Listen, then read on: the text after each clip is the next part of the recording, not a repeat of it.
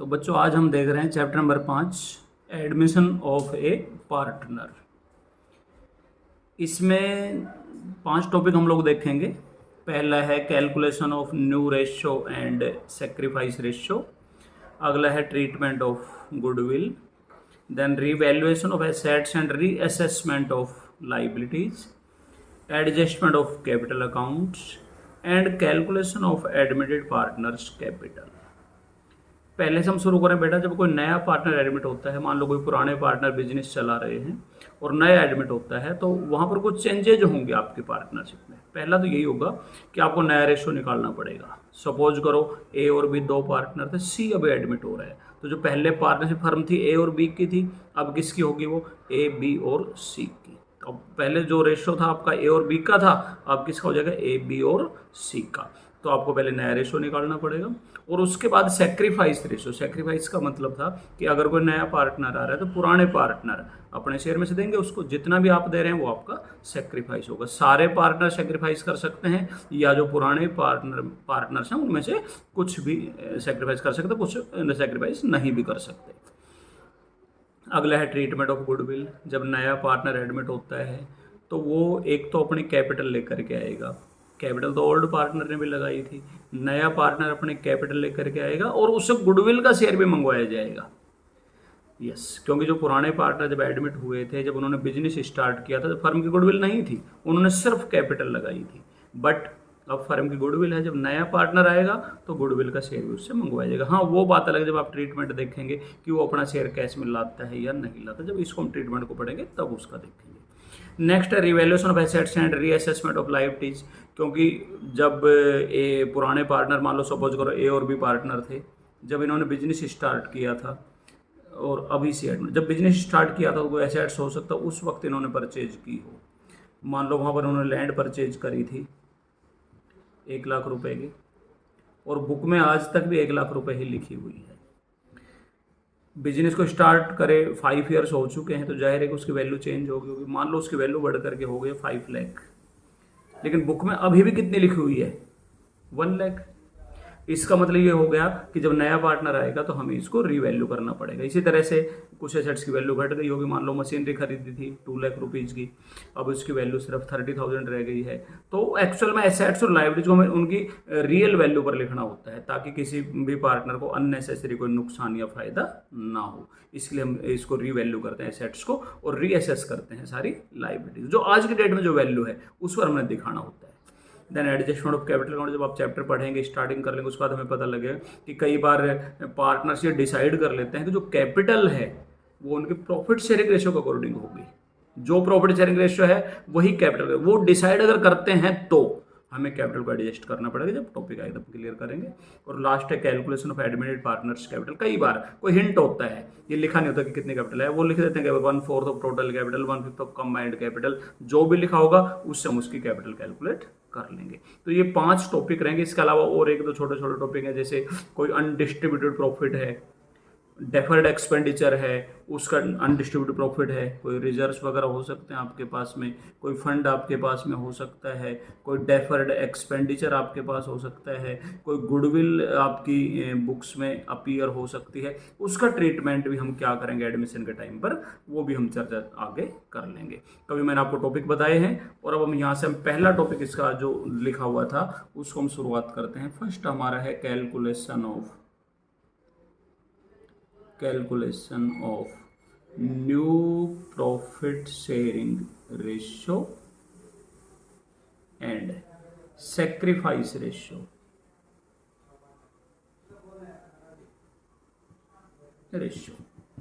ठीक है, तो इसमें छोटे छोटे काफ़ी केसेज हो जाते हैं। अगर हम सबसे पहले केस नंबर 1 की बात करें, केस नंबर 1 की बात करें, तो उसमें क्या होगा कि आपके पास जो ओल्ड पार्टनर्स हैं उनका रेशियो, सपोज करो ए और बी हमारे पास 2 पार्टनर हैं, इनका रेशियो गिवन है 3:2। और जो एडमिटेड पार्टनर है, मान लो सी एडमिट होता है, उसका शेयर गिवन है 1/5 शेयर के लिए वो एडमिट होता है। बस इतना ही लिखा हुआ है, यानी कि जो सी है वो अपना शेयर फर्म से लेता है। इसको केस नंबर 1 कहते हैं, जिसमें सिंपल ए और बी का प्रॉफिट शेयरिंग रेशियो होगा और सी कितने शेयर के लिए एडमिट होगा, बस इतना ही लिखा होगा। तो इसमें आप नया रेशियो कैसे निकालेंगे? मान लो सपोज करो हम यही सवाल लेके कर लेते हैं कि ए और बी 3-2 में थे, सी 1/5 के लिए एडमिट होता है, तो आपको सबसे पहले करना पड़ेगा let the total profit share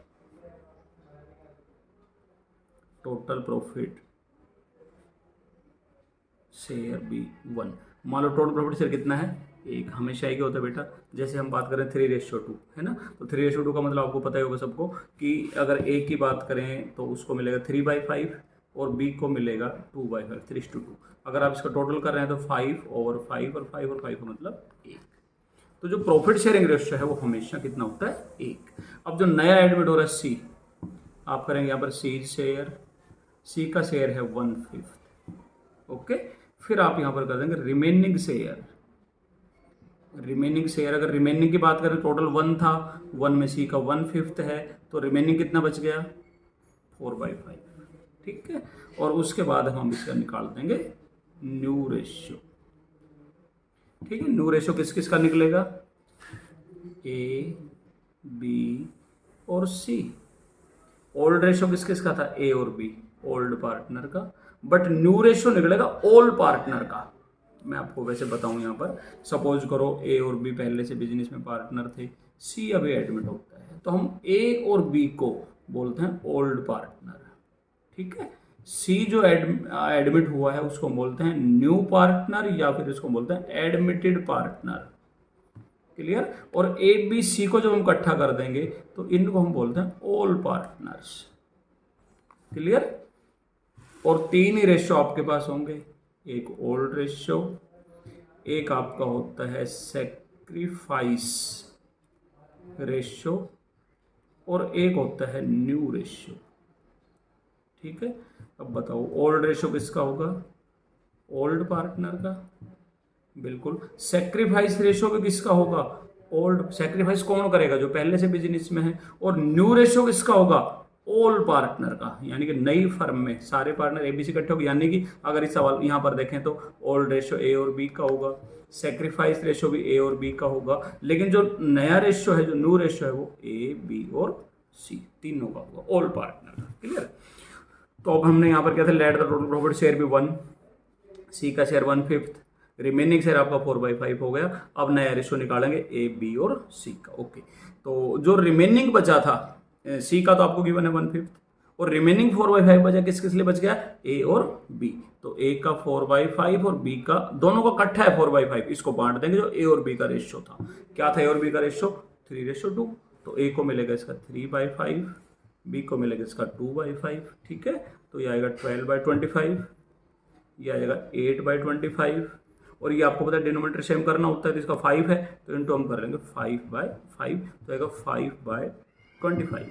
तो अगर आप इसका नए रेशियो की बात करें तो 12:8:5 किस किस का हो गया, ए, बी और सी का ये न्यू रेशियो हो गया, ठीक है, ओके। तो ये बेटा न्यू रेशियो हो गया था। और अब इसी में मान लो हम कैलकुलेट कर रहे हैं सेक्रीफाइस रेशियो, जिसका हमारा फॉर्मूला है सेक्रीफाइस रेशियो बराबर है old ratio minus new ratio, ठीक है, old ratio minus new ratio. और सेक्रीफाइस किस किस का निकलेगा, सिर्फ ओल्ड पार्टनर का, यानी कि ए का और बी का। फॉर्मूला ओल्ड रेशियो, ए का ओल्ड कितना था, 3:2 था, तो ए का ओल्ड का 3, ओल्ड रेशियो होगा 3/5 और बी का जो ओल्ड रेशियो होगा 2/5, ओल्ड रेशियो हो गया माइनस न्यू रेशियो। अभी न्यू रेशियो हमने निकाला था यहाँ पर, ए का 12/25 और बी का होगा 8/25, ठीक है। तो अगर आप इसको जब सोल्व करेंगे तो 3/25 और ये आ जाएगा 2/25, यानी कि जो सेक्रीफाइस रेशियो है ए और बी का वो कितना आपका आ गया, 3:2। इसी सवाल में आपको बता दूं कि आपका ओल्ड रेशियो क्या था, 3:2, सेक्रीफाइस भी कितना आ गया, 3:2। जो आपका केस नंबर 1 होता है, जहां पर नया पार्टनर अपना शेयर फर्म से लेता है, वहां पर आपका ओल्ड रेशियो ही सेक्रीफाइस रेशियो होता है, ठीक है। तो बच्चों हम इसका केस नंबर 2 देख रहे हैं। पहला आपने देख लिया था calculation of new profit sharing ratio and sacrifice ratio का। केस नंबर 2 में मैं एग्जांपल अगर आपको दूं, ए और बी पार्टनर थे, 3:2 में लिखा हुआ है, सी एंटर करता है 1/5 शेयर के लिए, which he takes 1/10 from A and 1/10 from B. नया रेशियो आपको निकालना है।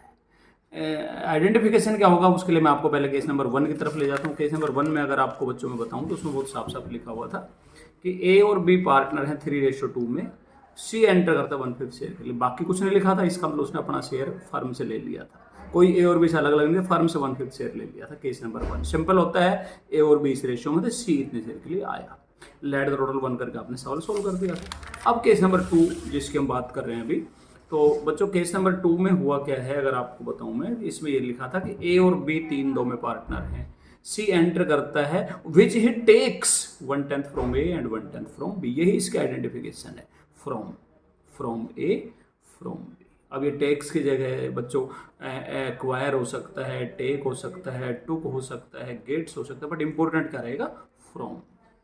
उसने अपना शेयर ए से इतना लिया, बी से, अलग अलग लिखा हुआ है, तो आपका सेकंड केस। और इसके क्योंकि केस पहचानने से जरूरी है कि स्टार्टिंग केस नंबर 1 की लेट द टोटल 1 से होती है, और केस नंबर 2 जो आपकी है बच्चों, इसमें डायरेक्ट आपका निकलता है नया रेशियो। और नया रेशियो किस किस का निकलेगा, ए बी और सी। ठीक है, ए का पहले रेशियो क्या था, 3/5, करेक्ट। बी का पहले कितना था, 2/5, और एक्वायर उसने लिया, टेक 1/10 ए से ले लिया, 1/10 बी से ले लिया, और सी का कितना होगा 1/5, गिवन है 1/5, अगर नहीं होता कोई दिक्कत नहीं, 1/10 प्लस 1/10, जितना ए से लिया जितना बी से लिया दोनों को प्लस कर देते वो सी का हो जाता। अब आपका बच गया 5/10, ये आपका आ गया 3/10, और इसका वही डिनोमिनेटर, इसका 10 है, इसका 10, इसका भी 10 करेंगे, 10 करने के लिए कितना करना पड़ेगा, यस 2/2, तो ये आपका 2/10। ठीक है, तो न्यू रेशियो आपका आ गया 5:3:2, किस किस का हो गया, ए बी और सी का, ये नया रेशियो होगा। दोनों केस आपको समझ आ गए। केस नंबर 1 में सिंपल था कि ए और बी 3-2 में पार्टनर थे, सी एंटर करता 1/5, बस इतना ही लिखा था उसमें, तो आपने लेटर टोटल 1 करके कर दिया था। केस नंबर 2 में लिख दिया कि 1/5 के लिए आया, बट उसने इतना ए से लिया इतना बी से, केस नंबर 2 हो गया, जहाँ फ्रॉम ए फ्रॉम बी लिखा होगा, इसका सिंपल आपका नया रेशियो निकल जाएगा। अगर आप इसमें निकाल रहे हैं सेक्रीफाइस रेशियो भी निकालना पड़े हमें, तो सेक्रीफाइस रेशियो का बेटा वही फॉर्मूला आपको पिछले साल में बताया था, जिसमें हम करेंगे ओल्ड रेशियो माइनस हम कर देंगे न्यू रेशियो, और सेक्रीफाइस किस किस ने निकलेगा, किस किस का निकलेगा, ए का और बी का, क्योंकि सेक्रीफाइस सिर्फ कौन कर सकता है, ओल्ड पार्टनर, यस। ए और बी का ओल्ड रेशियो क्या था, 3:2, यस, तो इसमें आप करेंगे 3/5, 2/5, ये ओल्ड रेशियो था, और नया रेशियो 5/10 और 3/10। ठीक है, ये आ गया 1/10, ये भी आ गया 1/10, सेक्रीफाइस रेशियो कितना आ गया, 1:1 आ गया ए और बी का। बिल्कुल, आप ये देखें, ये लिखा था which he takes 1/10 from A 1/10 from B, equally उन्होंने लिया था, वही आपका सेक्रीफाइस 1:1 आ जाएगा। ठीक है, ये आपका केस नंबर 2 हो गया। और अब हम बात करें केस नंबर 3 की। अब केस नंबर 3 में अगर आप देखें बच्चों, तो इसमें भी ये लिखा, हम सवाल देख रहे हैं डायरेक्ट, पहले ए और बी पार्टनर 3:2 में, सी को एडमिट किया उन्होंने as new partner, then A surrendered 1/3 of his share and B surrender half of his share in favour of C, calculate new ratio. अब इनको आइडेंटिफाई आप कैसे करेंगे, आपको कुछ अलग दिखा भी होगा सवाल में, आइडेंटिफिकेशन, इसमें लिखा होता है ऑफ हिज शेयर, क्या लिखा है, ऑफ, हाँ जी। सेकंड केस में क्या था, फ्रॉम, उसने लिया फ्रॉम ए फ्रॉम बी। ठीक है, फर्स्ट में कुछ नहीं लिखा था, फर्स्ट में ए और बी 3-2 में पार्टनर थे, सी 1/5 के लिए आया। सेकंड में उसने अपना शेयर लिया फ्रॉम ए फ्रॉम बी, और थर्ड में ये लोग सरेंडर कर रहे हैं 1/3 ऑफ हिज शेयर और बी 1/2 ऑफ हिज, यानी कि ऑफ, सरेंडर वर्ड होगा बट मेन क्या होगा, ऑफ। तो आपका केस नंबर 3 है। बताया था आपको केस पहचानना जरूरी, क्योंकि स्टार्टिंग अलग अलग तरह से होगी, क्योंकि इसमें जब सॉल्यूशन आप करेंगे तो सबसे पहले हमें निकालना पड़ेगा एज सरेंडर, ए ने कितना सरेंडर किया, और फिर आपको यहाँ पर निकालना पड़ेगा बीज सरेंडर, बी ने कितना सरेंडर किया। ठीक है, ए ने कितना सरेंडर किया, ए का शेयर कितना था 3:2, उसने सरेंडर किया 1/3 ऑफ हिज शेयर, तो 1/3 of his share was 3/5। B ने कितना सरेंडर किया, हाफ 1/2 ऑफ हिज शेयर 2/5, तो आपका 3 से 3 चला गया, 1/5 ए ने सरेंडर किया, 2 से 2 चला गया, 1/5 बी ने सरेंडर किया। अब केस नंबर 2 की तरह से हो गया वो कि उसने 1/5 ए से लिया और 1/5 बी से लिया, तो फिर आगे सवाल सॉल्व भी उसी तरह से हो जाएगा। ये आप यहाँ पर निकालेंगे न्यू रेशियो, और आपको पता ही न्यू रेशियो किस किस का निकलेगा, ए बी और सी।